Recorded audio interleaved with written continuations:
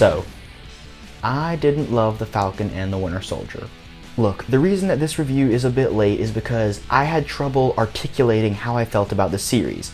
My opinions are very mixed and kind of hard to describe. Full spoiler warning, I will be going into every single episode of this series in depth. You've been warned. Let's start out with the plot. The plot of the series is very disorganized and kind of hard to follow. The various plot threads feel all over the place and poorly planned out. A lot of the plot beats feel rushed and lack clarity. I really was not feeling the first 2 episodes of this show. I liked the 3rd and 4th and was mixed on the last 2. The direction from Kari Skogland is very strange. For example, in the therapy scene, the reverse shot of Bucky talking to his therapist is done in an extreme close-up from a high angle from the sides of their face. And there's nothing obliquely wrong with that, it's just very odd. I'm mixed on the action in the series. It's very cinematic and movie quality in terms of production value, but feels very poorly shot and overcut. Henry Jackman's score is pretty solid. It fits the spy thriller tone of the series, and I like how he brought back the leitmotifs for Zemo, Bucky, and Falcon. However, some of the cues do feel a little abrupt. For example, when they randomly started playing Taking a Stand during the truck fight scene.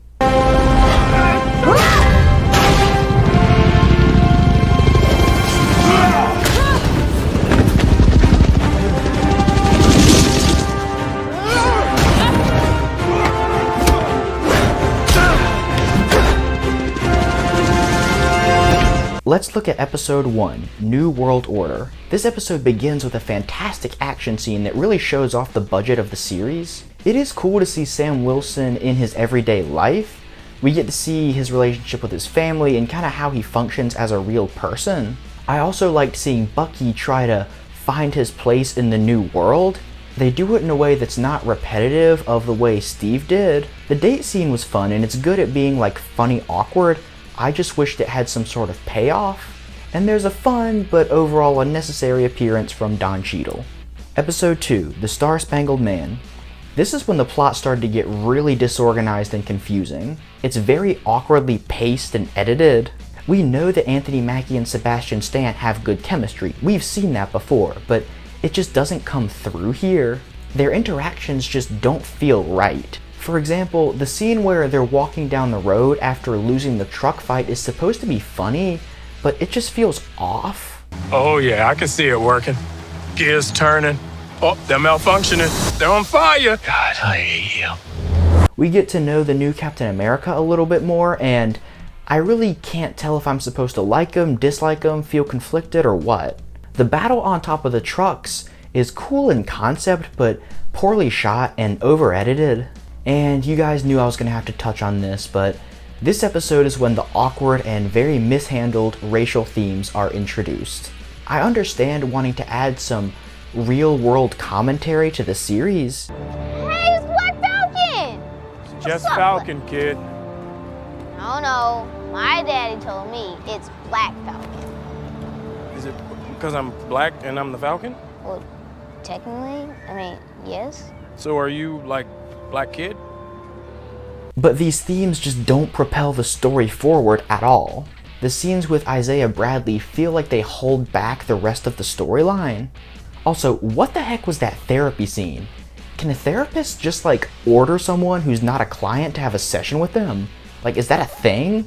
This scene is supposed to establish how our 2 co-leads feel towards one another, but doesn't really do that. Instead, it's a bunch of moments that I can't tell if they're supposed to be funny or not, and ends with kind of a anti-catharsis, I guess. Episode 3, Power Broker, is probably my favorite episode of the series. Zemo makes a return and they get his character perfect. We get the return of Sharon Carter. She's handled pretty well, and Emily Van Camp is pretty solid in the role. We learn about the villain's backstory and get some cool world building. We get our first direct reference to something X-Men related with the appearance of Madripoor. The banter between Anthony Mackie, Sebastian Stan, Emily Van Camp, and Daniel Bruhl is perfect. It's exactly what I want from snappy Marvel dialogue. Episode 4, The Whole World is Watching, opens with a pretty powerful flashback to Bucky's time in Wakanda. Sebastian Stan's performance is great in this scene, and we really feel for the character. I really enjoyed seeing Sam, Bucky, and Zemo do spy stuff. A lot of it's very well written and genuinely suspenseful. This episode also helps progress John Walker's arc a fair amount. We see how the death of his friend leads him to go one step too far. The first half of this episode is really good, but the second half is disorganized and kind of repetitive. They set up a big showdown between Sam and Bucky and the Flag Smashers, but then kind of subvert that and put the real showdown later in the episode. Also, the fight between Sam and Bucky, John and Lamar, and the Dora Milaje felt a little bit contrived. It really was just there so that Zemo could escape. It also felt weird to me that we never saw Walker take the serum. It happened off screen. I don't know if that was a budget thing or what. Episode 5, Truth, wraps up Bucky's arc pretty nicely. We get to see Walker hit rock bottom, and Wyatt Russell really sells it. This episode features a really fun appearance from Julia Louis-Dreyfus. Her character is very fun, but massively underutilized. There's also a corny but heartwarming, feel-good montage of Sam, Bucky, and Sam's family trying to fix the family boat. This episode, I think, is when Sebastian Stan and Anthony Mackie have the best chemistry. The way that Bucky bounces off Sam and the rest of Sam's family is really fun. However, this episode really starts to emphasize the racial themes that were introduced in episode 2. Like I said before, the racial themes in this series are just very poorly written and feel shoehorned into the series. Episode 6, One World, One People, was unfortunately a very awkward series finale. There was some good action, and it was cool seeing Sam in the suit. That being said, there's a lot of character and plot beats that don't really work for me. John Walker's final choice kind of seems to come out of nowhere. The writing for the speech that Sam gives to the senators was, I'm just gonna say it, atrocious. It was way too long and drawn out, and the wording was awful. The scene where Sam shows Isaiah his exhibit in the museum was just not cathartic at all. The post-credits scene that reveals that Sharon is sorta kind of a villain now was fine. I guess it depends on where they take that plotline in the future. Let's move on to the characters. I like the ideas for most of the character arcs in the series. They make diegetic sense and seem like logical continuations of the characters' journeys. That being said, they are very poorly executed. The turning points in the various character arcs just feel sudden or poorly defined or poorly paced or sometimes just downright confusing. Let's start with Sam Wilson, since this really is his show. It's about him being indecisive as to whether or not he wants to take up the mantle of Captain America.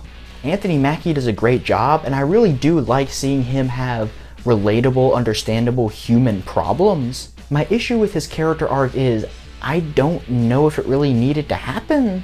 With Captain America 4 on the way, was this entire character arc even necessary? Also, I thought that his reasons for not wanting to take on the mantle of Captain America weren't very well defined. As a result, when he does finally become Captain America, it doesn't really feel triumphant or rousing at all. Bucky's arc is good enough. It's a continuation and completion of the arc that started in Civil War. Its biggest problem is that its starting point is kind of unclear. How he feels about Sam giving away the shield is never clearly established. Is he maybe jealous that Steve chose to give the shield to Sam instead of him? Or maybe he just doesn't feel worthy of the shield. Or maybe he respects Steve's decision, but wishes that Sam would have offered it to him before turning it over to the government. Also, the series can't really seem to decide if Sam and Bucky like each other. They argue, but then team up. They say they never want to see each other again, but then conspire to take the shield from Walker. Another issue I have, and I really do not like saying this because it's hard not to take it as a personal attack, but I really don't think Sebastian Stan is that good of an actor. He doesn't have the charisma or the screen presence to co-lead a series, except this scene. This scene's great. Emily Van Camp makes a return as Sharon Carter. She's not in the series much and doesn't play a huge role. This series tries to make her character a bit more morally gray than was previously portrayed, and it kind of works.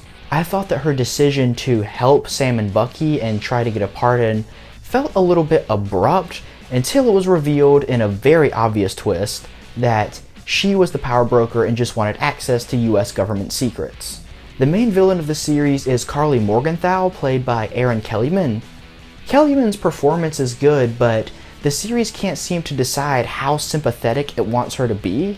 It gives her a pretty understandable motive, then has her kill innocent people, then portrays her as a victim, then kills her off, and finally has Sam explain to the government that she had a point. What? Wyatt Russell has joined Imelda Staunton and Jack Gleason in the played a hateable character so well that people began to hate the actor group. His performance is excellent, but it's almost as if the series can't decide how it wants the audience to feel about him. I can't tell if the series wants me to like the character, dislike the character, or feel conflicted. I know how I feel about the character, but I can't tell how I'm supposed to feel, if that makes sense. This show 100% did Zemo right though.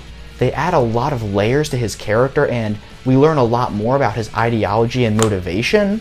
Daniel Bruhl gives it his all. He has great chemistry with Mackie and Stan and adds a lot of nuance to a previously one-note comic book villain. Oh boy, let's talk about the themes. On a thematic level, this show feels very unfocused and unclear. Themes are introduced but then disappear for episodes at a time. Most of the ideas that the series is trying to explore do not feel properly articulated and needed more enrichment. Like I mentioned before, the series focuses a lot on race and how the world would react to an African American Captain America. While this idea does deepen the lore and add some interesting world building, I don't understand why this angle even needed to be here at all. Why is the race of the new Captain America even a factor here? I might have been okay with this if it was integrated into the series well, but it's not. The racial themes are introduced in episode 2, but don't feel properly developed. They then disappear for episodes 3 and 4 and are suddenly reintroduced in episodes 5 and 6. Because they were not properly maximized on in episode 2, when they finally culminate in episode 6, there's no sense of absolution or resolution. The other main idea of the series is how, in-universe, the world was apparently better during the blip. Nations helped each other repair the damage, and barriers that prevented them from helping one another were removed. When everyone reappeared, the boundaries were put back into place and a lot of people who reappeared had nowhere to go. The main antagonists are trying to put the world back into the semi-utopia it was during the blip. I like a lot of the concepts and ideas here, but they feel poorly executed and not very well thought out.